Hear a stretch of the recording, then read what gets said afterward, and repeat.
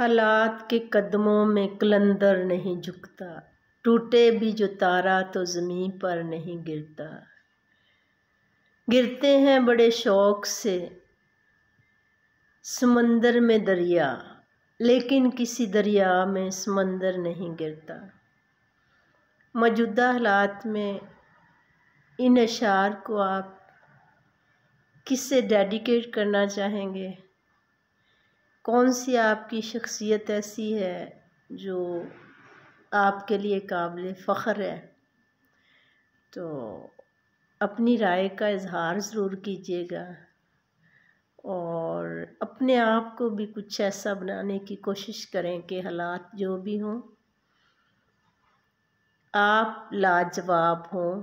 आप एक ऐसा सितारा बने जिसे जो मर्ज़ी तोड़े, जो मर्ज़ी हमला करे, लेकिन उसका मुक़द्दर हमेशा बुलंदी ही रहती है, वो कभी भी ज़मीन पर नहीं गिरता। अल्लाह ताला हमारे इख़लाक़ को, किरदार को, हमारी सोच को इतना बुलंद करे कि बातन हमें कभी गिरा ना सके।